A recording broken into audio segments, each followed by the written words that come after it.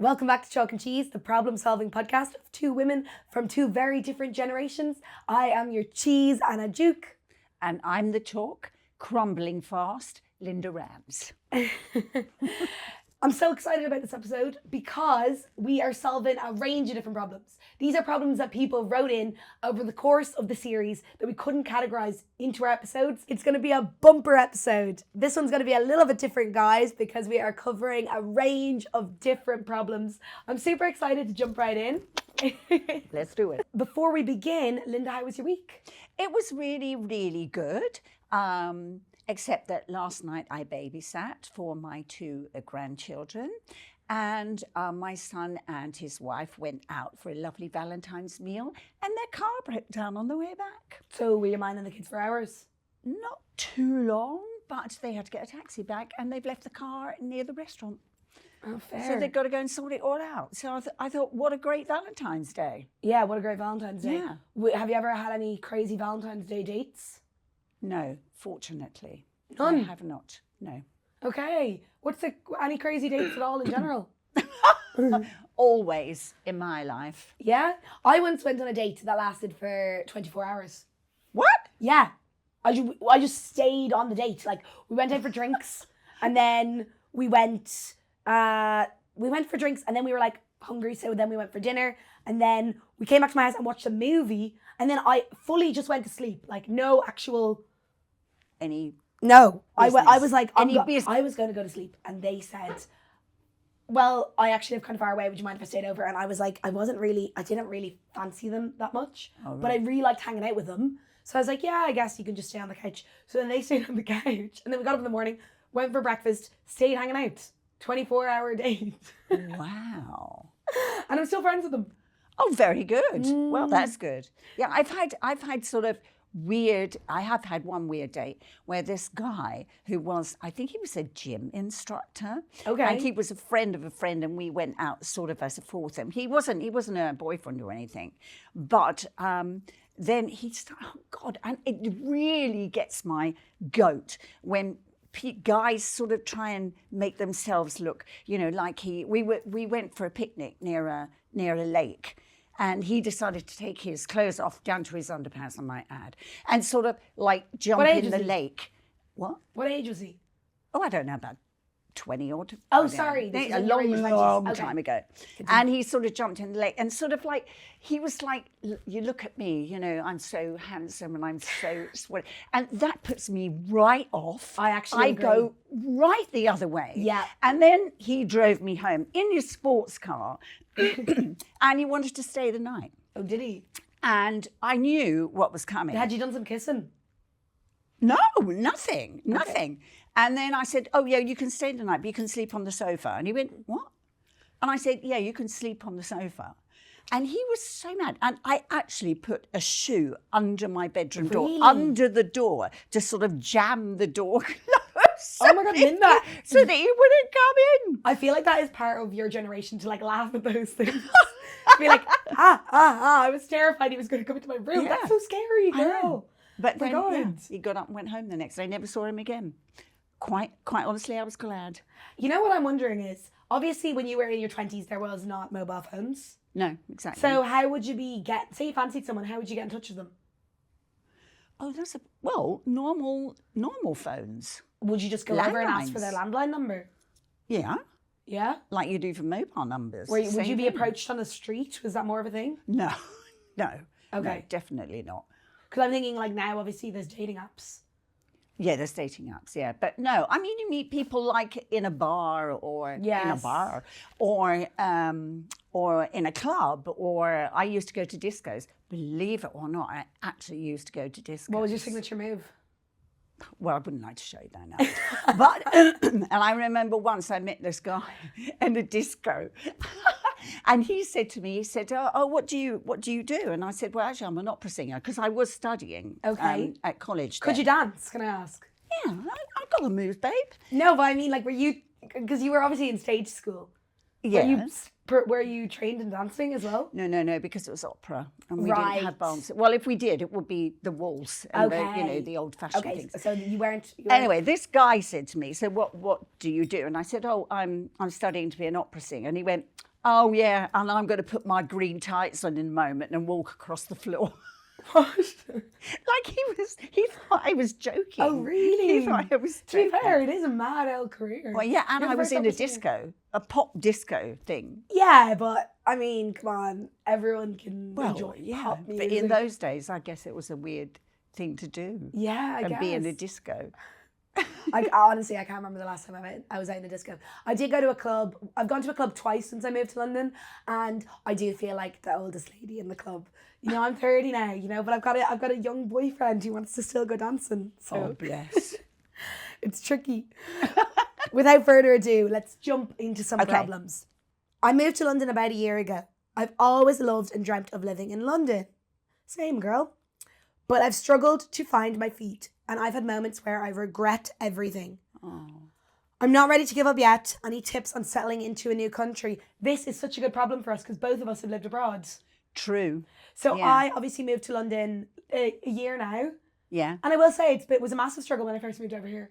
I think I thought it was going to be so much easier than it was. Yeah. And I was lucky because when I moved over here, I moved over already with some support network, as in I knew our Yes. traitors friends. Yes. But like moving over to a new country, even though I am only an hour away from home, it is no joke. It's really hard Yeah, to but meet it's an people. hour and away on the plane. You have to go to the airport, get on the plane, Exactly. get there. Exactly. But because I know that sometimes people say that when I go on online about living abroad, people always say to me, "Asher, you're only in the UK," and I am like, but none of my friends are here. None of my Well, I know. I You really know? understand that. And your family. yeah. How did I settle in? Honestly, genuinely working in the service industry. I really think in the service industry, well, working in a bar especially, you make so many friends. I knew when I walked by the bar that I work in now, Right. I knew I wanted to work there for a year. I'd actually never done bar work before, but I mean, Have you never done bar no, work before? sure, I was a swimming teacher. I was running a But how business. How do you know how to pull pints and stuff? Because I'm Irish. It's in my blood. You know what? In my interview, actually, it was funny. I dropped in, I handed them in my CV, and someone had recognised me off the trade too. So they messaged me on Instagram and they said, "Do you want to come back in and meet us and do an interview?" And I went down to the interview and they said, "Okay, have you any experience doing bar work?" And I said, because I lied on my CV and said I did. And I Of course, said, everybody lies on the yeah, CV. because you just want to everybody. chat to them, and I knew Yeah, if I chatted to exactly. them. And I just said, "Look, I'm going to be honest with you, I lied on my CV. I've never worked in a bar." And they were like, "Well, do you know how to pull pints?" And I was like, how hard can it be? Like, I've spent enough time watching people do it. Oh Like, my God, I think it'd be really hard because you have to get No. that foam on the top and... girl, easy. So the bar is a jungle bar, and they said, "Well, what type of music do you like? Are you a DJ?" And I just said, like, no. And then they said, "Do you mind us asking, why do you want to work here?" And I said, "Because I really want to make friends." So I got the job, and I've made tons of friends. But do you really make friends with customers? Absolutely. I have regulars. Oh. I've people who drink in the bar have come over to my house for dinner. Really? Yeah, I hosted a Christmas dinner in December, and 3 people came over, and I cooked everyone a roast. Wow. 3 customers from You the didn't bar. invite me. But Well, anyway. but honestly, I do think, you know, working a job that's social, it doesn't have to be a bar, would be my main thing, because once you have friends, it's so much easier, especially friends local to where you live. True. And I was going to say, well, what does she do for work? Because I have to say, I've met most of my friends through my work. Yeah. So that's how I become, or when I was at college, I made friends at college. And that's Yeah. how I got my friends. No, I totally basically. understand, but you made your friends at college, but this girl's not in college. She's just saying, how should I settle into this country that I've just Well, I moved would to? say, look at people at work. Have you ever used, oh, you know what you probably haven't used because it probably wasn't around, is Bumble Friends? It's a I've friends never app. heard of that. Honestly, can I actually just be so for real about that app? I tried to use it for a bit. There is genuinely really bizarre people on there. No shade to anyone that uses it, but everyone that I experienced when I was on it just wanted to like text. Only text, Like I was trying to not meet up with people. No, and I don't know whether I just got a bad run of it or whether I threw in the towel too early, because my sisters had really good success on it. But for me, really? I was like, why is everyone texting me? Like, I just want to hang out with someone. Yeah. Oh, you know what I have been doing? What I actually do think is major to do when you move to a new city is if you meet someone, get their contact details and actually contact them. Oh, yeah, 100%. I think I was just saying to my boyfriend Alfie yesterday, because we were on a date and we were chatting about the fact that we've just moved to the country. And I was saying one amazing thing that I've learned now about living abroad for a year is how much drive I have to make new friends. At home, I'd be so settled in my friend groups that it's not that I wouldn't trying to be making new friends. It's just that it wouldn't come about. Whereas this week, I texted 2 girls that I have not hung out with before. One of them I met at a music festival over summer, and she'd replied to my story. And then I texted her and said, do you want to get a coffee next week? And another girl I met at the London Irish Centre, and I texted her as well. I texted them both this week to say, do you want to meet up? And I'm meeting up with them separately during the month. And I think that you have this drive to stay in touch with people you might meet on a random occasion. Yeah. Whereas at home, you're so set in your ways. Well, exactly. And maybe she could join, if she's got hobbies, she could Yeah. join a club. Or I meet people at the gym. You So, are obsessed you know, with the gym. Well, I wouldn't say I'm obsessed with it, but I feel that I should do it because, you know, you have to keep fit. But I have made friends at the gym.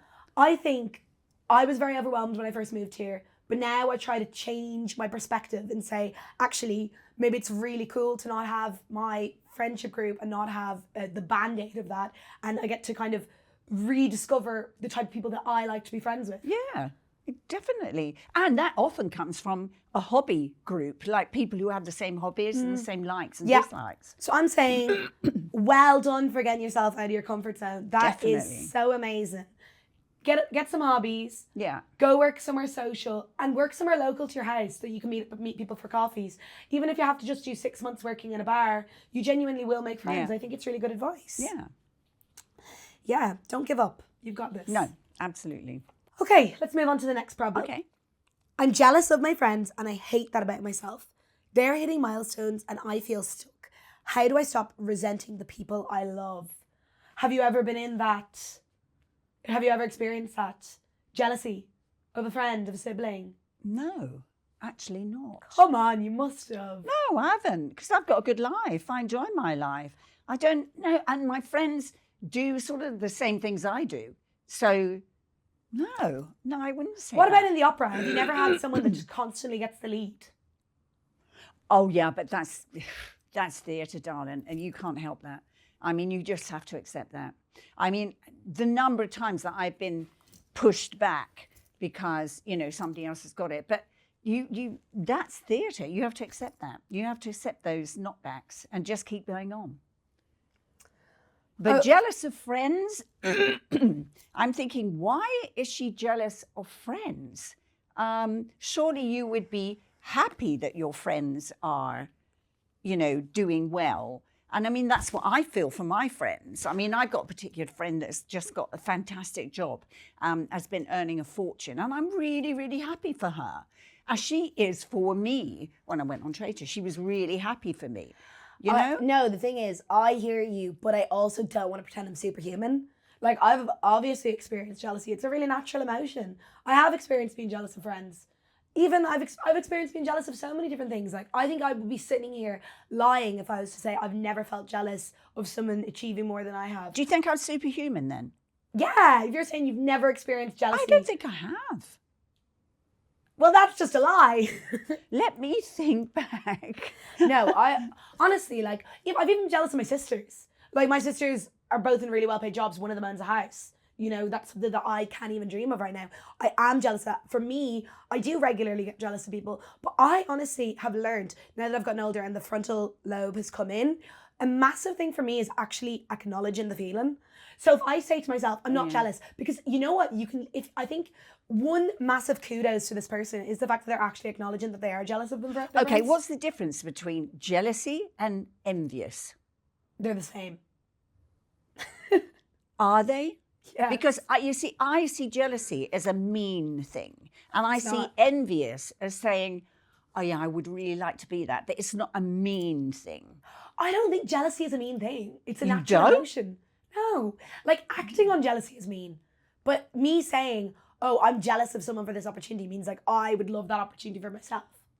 Yeah, You know? I get that. Like this. Let me just reread you this problem. She's jealous of her friends and she hates that about herself. I love this listener for telling us that.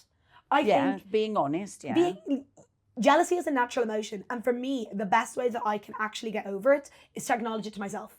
Because sometimes I think what can happen, especially around women, now this is only a hot take, this might not be right.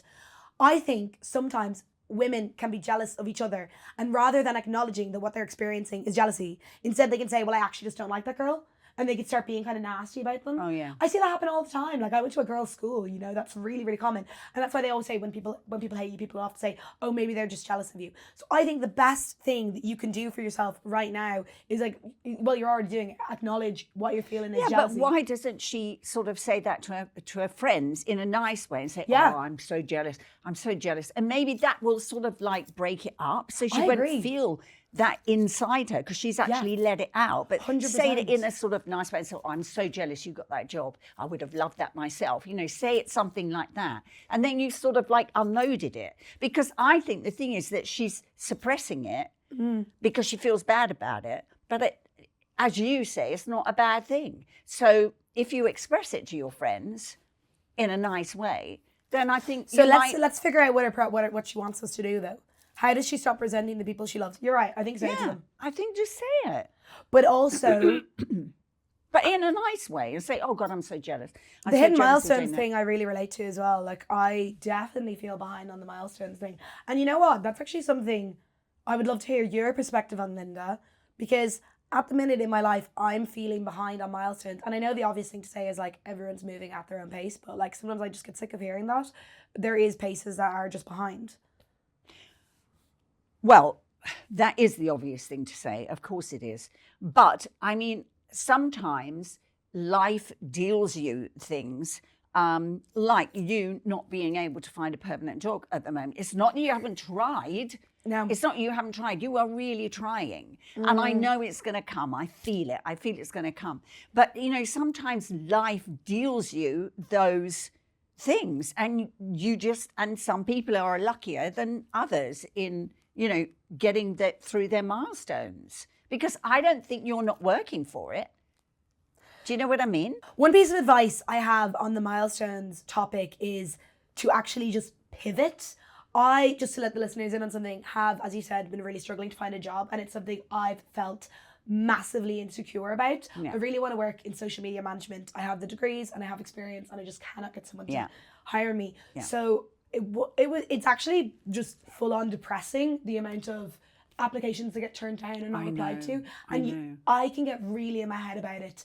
So what I've decided to do recently is actually just pivot and say, if I cannot get hired by someone full time, maybe I'll just try and cold call people, send out pitches for different ads, and go about it in a slightly different route. And maybe that's not the normal route to go about things, but it has been working. And it's also been really uplifting me because, for example, I sent a cold call pitch to a company about an ad that I think would work really well from them.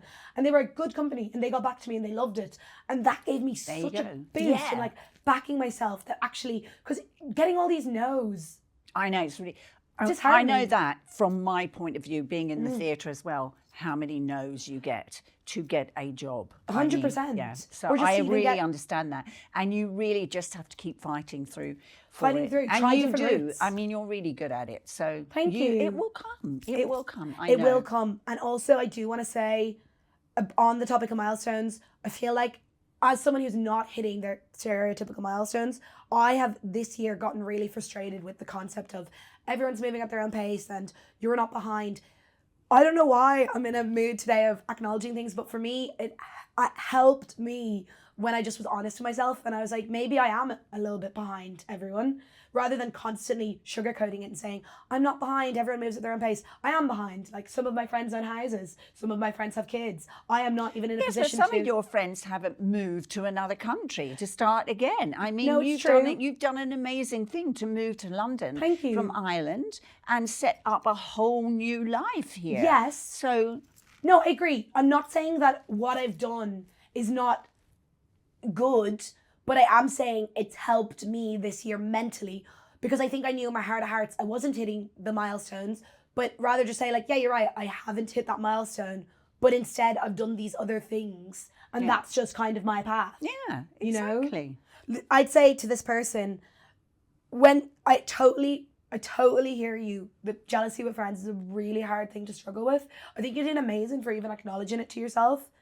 As Linda was saying, discuss it with your friends. I think It's people have felt jealousy. Yeah, of course. It's a human thing. Yeah. With your milestones, maybe you're not hitting them, but maybe write down what you have achieved this year. Yeah. And see if there's Good idea. non-stereotypical routes you can go around things. Yeah. Can you pivot? Yeah. Yeah. Exactly. Yeah. But Well I done, trust. Anna. Thank you. Next problem. We break up every month and get back together every time. This is sounding like a you problem, It Linda. does. Yeah. The chemistry's insane. The sex is out of this world. The stability, non-existent. How do I walk away from something that feels addictive? Well, I do know about that, and I've done it. And I think I previously said, I spent 12 years of my life doing this, backwards and forwards, backwards and forwards. And yes, all those things, you know, the chemistry was really good, the sex was great, but there is a time when you say, come on, I need something more stable. I want to move on from this. And in my opinion, I think this person should try and move on from this. No, but because she's you're saying, not listen, getting anywhere. Listen to the end line again. How do I walk away from it? Well, yes, exactly. How do you walk away from How it? did you get the strength to walk away from it? I moved out of the places where, like, I moved work. I moved Right. jobs. And I don't know where this person met their person. That's a good point. But to move out of that, maybe the friendship group or something like that, to move away so you don't see them. Yeah. And maybe delete his phone number so you're not tempted to phone. Yeah. Block his number Yeah. so that he can't phone you. Yeah. And maybe that's the way to deal with it. Because when you've been away, and believe me, I know this, when you've been away long enough, you actually start to reassess and think, this person is not for me. 100%. Yeah. Yes. I would have to agree with you on this now, which is not. Thank you, Anna. I also think the best way to get over someone is to fully exclude them from your life. Yeah. But that's not easy. My No, ex, it's not easy. my most recent ex and me share a friend group. And we went through a breakup that was difficult at times on both of us. And sharing a friend group with an ex, I will say, is close to impossible. But you have to make decisions and say, is it worth my while to attend this party, to attend this hangout, or should I just sit this out? Yeah. I tell you another thing, which is a very modern thing for me to say. Go on. Why doesn't she try a dating app and meet other people and go out with other people? And maybe she would find that spark with somebody else. So you're saying best way to get over someone is to get under someone? Well, I wouldn't go that far, but at least meet other people that you might find something out there that really gets to you. I'm actually the opposite.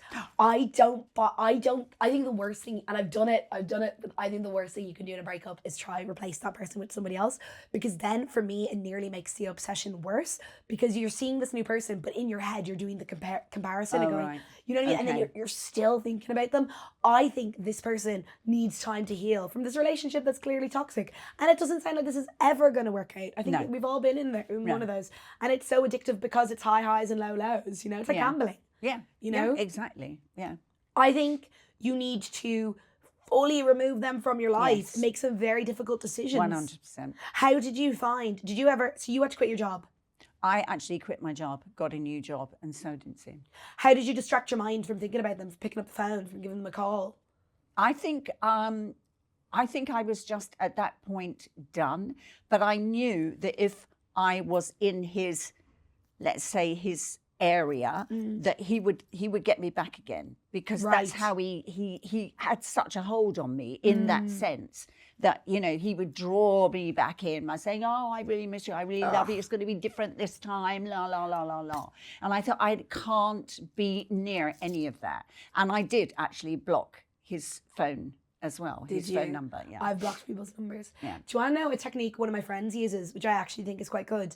If she has someone that a similar situation to this, and she's decided to move on from them, she blocks all their contacts, but she constantly, if she feels like she needs to say something to them, you know the way you get that urge of like, You get these, after a breakup, you get these moments where you're like, I actually am so annoyed by that. Yeah. She would write them letters that she would never send them. She would write them letters and That's then a burn really them. good idea. Or write a whole list of pros and cons of Oh, this I've done person. that. Yeah, that's Oh, also you a know what nice I've done as idea. well? Have you ever cast a spell? Oh gosh, no, never. Have you not? Are you a witch? Well, I don't know if the spells have worked. But yeah. Did you stick pins in a No, doll? I didn't have a doll. But but I have cast spells. Yeah. Really? Girl, I've cast spells over so many different things. I feel like I always know my mental health is at a low when I'm looking up witchcraft. I love. Well, maybe you can give me some ideas. Girl, we should cast a spell together. I haven't just cast spells on boys. I've cast loads of different spells. Why don't you cast a spell to get a job? Well, maybe I will. No, Look that up in the spell book. Apparently, you need to be very careful with spells because they can bounce back. I know. Well, actually, I've got a story for you. Have you been hearing about Etsy witches? Etsy? So Etsy is like a site. I know Etsy. Yeah. Where you buy things. Yes, where you buy things. Etsy witches. There's witches on Etsy, and you can buy a spell off them. You're They'll cast it for you. I heard a story of this one girl, and I heard this on another podcast, and she was saying she really backs the Etsy witches because she was getting married, and she decided the weather was looking really bad on the week of her wedding. So she got onto a highly rated Etsy witch, and she cast a spell for good weather. And she was like, lo and behold, only day of the week, pure sunshine. That is crazy. I know. Do you know, in Ireland, there's actually a lot of superstition around weddings. So there's one in Ireland. there? Yeah. They will. Now, everyone I know would do this. Day before your wedding, bury a sausage in the garden. No. What? Do you do that in the UK? Absolutely not. Why do you bury a sausage? It gives good weather. No. It does. All my girlfriends have done it. They'd be out there burying a raw sausage. You bury a raw sausage in a garden, and it gives you good weather. I did bury a model of Jesus Christ upside down to sell my house in the ground. That sounds like devil carry on. No. I was told that if you did it upside down. Oh, so you have cast a spell?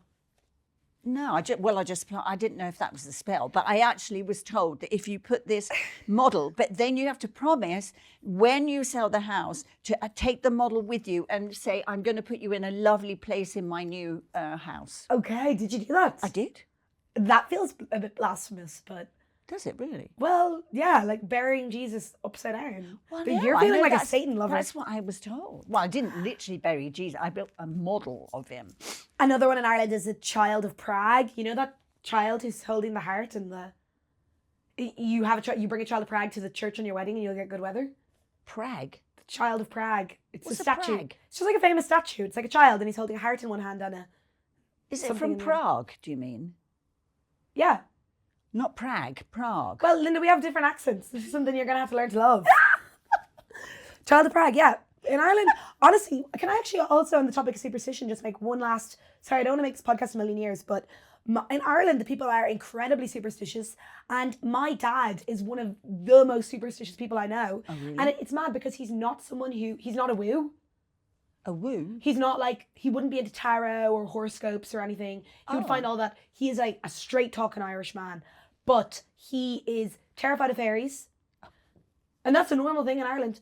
And in Ireland, there's also this magic family, the Keoghs. But the seventh son of a seventh son has healing powers. And my dad fully believes in it and thinks he was healed once by a Because he's the seventh son of a seventh son. But they're dying out now because people aren't having that many kids. No, that's true. You know? So there's very few of them left. Wow. Yeah, but there's a lot of things you wouldn't do to piss off the fairies. And do you Ireland. believe in leprechauns then? No, that's just a stereotype. Leprechauns aren't a real thing. Fairies are though. The fairies are. Yeah, so there's different things like there's fairy forts in Ireland. They're these kind of mysterious mounds and you're not supposed to do anything on them. You're not supposed to damage them there's a motorway that was built in Ireland only 10 years ago and it goes around the fairy fort because no one would build it through it. No, really? Yeah, people are proper. Like I wouldn't do anything in the fairy fort. Wow. Really bad things happen to you. My dad got commissioned once he works in construction, to remove land that had a fairy fort on it. And he said, I will not touch that. I will not take that job. And the three men took it on. And guess what? All of them were dead in the next 2 years. No. through crazy accidents. Don't mess with the fairies. I've And learned do use something the extra today. tips. But let's jump Don't back to mess this with the problem. fairies. Stability is non-existent. How does she walk away from something that feels addictive? Block him. Block him. Honestly, Block it's him, the only way to do move it. away from any friends groups for the time being and really get over him. And potentially employ an Etsy witch. Yeah. Okay. Well, according to Anna. Yeah. Okay, let's jump into the next problem. I don't know who I am without other people's approval. How do you start living for yourself when you spent your whole life performing? Linda, I wonder, did you ever struggle with, I guess because so much of your identity is tied to being an opera singer, did you ever struggle with just kind of this and coming off the stage, and you obviously have to be such a big personality when you're on there. Do you feel like you could, this problem is something that you could relate to? Well, I can relate that actually back to my mother. Okay. Because I never felt that she didn't approve of me. I mean, it wasn't a good relationship between myself and my mother. Right. And talking about going back to jealousy, she was very jealous of the relationship I had with my father because we both sang. My dad sang as well. Okay. And she was very, very jealous of that. She didn't like it. So I think that's where my insecurity in relationships has come from. Really? And I think that's why I've never really had a successful relationship. Really? Yeah. How was And your I have parents' to say- relationship with each other? Oh, my mother absolutely would have liked my father to herself. And Really? I think, and this is just what I think, is that she had children to hold him. That's what I think. How do you think that played into you as a kid growing up in that sort of Oh, dynamic? awful. It was horrible, horrible. Really? And it makes you very insecure in that sort of relationship. And I realised as I did quite a lot of therapy, actually. Did you? Yeah. I did about 7 years of therapy. Honestly, well done, Linda, because I don't feel like that's something that, and I hope you don't mind me saying this, but something that people of your generation regularly do. Like, I would love my parents to do therapy. Oh, no, I really felt that I needed help with this. And it all boiled down to the relationship I had with my mother. And I never had really what I would call a long-term successful relationship with a guy. Right.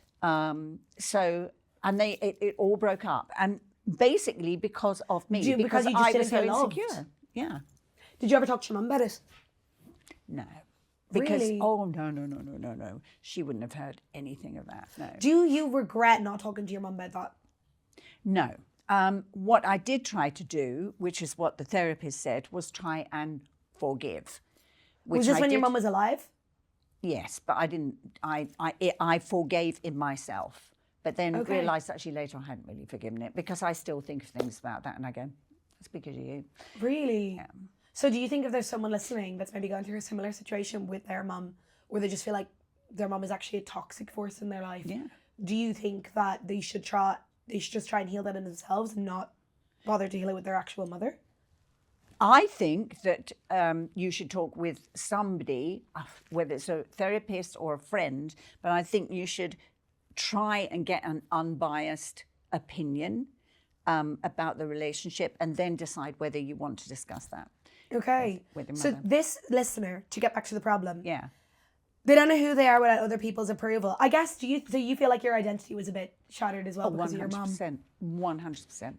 I mean, in certain areas, I'm very confident. When I was singing, no, you always get nervous, but no, I was pretty confident in the singing. I was confident in giving singing lessons. And I come over as a very confident person. You do.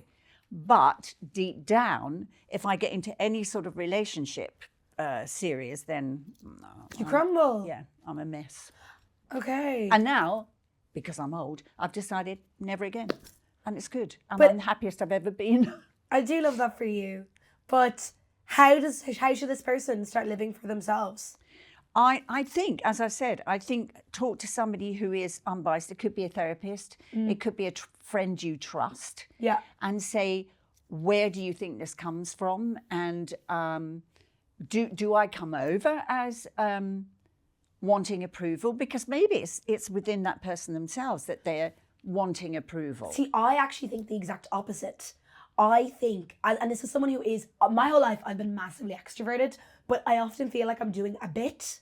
You know, like I feel like I'm putting on a performance sometimes for other people. Yeah. And I've actually struggled with this exact thing where I feel like I need, and again, it's probably something that no one else in here was singing, but I think people, when I walk into a room, people expect me to like be charismatic and to be bubbly and to be, when I don't often feel like that. And I actually struggle with my mental health a lot too. But is that your expectation? That's what you think? Yeah, that's what this person's saying. She said, how do I start living for myself when I start my life performing? And I felt similar to that. But the way that I dealt with this was actually because I think because she's looking for other people's approval, I nearly think the worst thing she could do would be to go and say it to a friend, because then is she not seeking their approval and their advice again?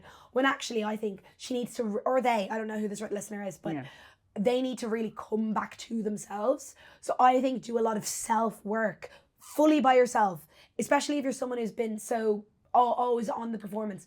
Write down what you think your core beliefs are about yourself. Affirmations. We talked about this before. Affirmations. And in front of the mirror and saying, you don't need approval of anybody. You're good enough.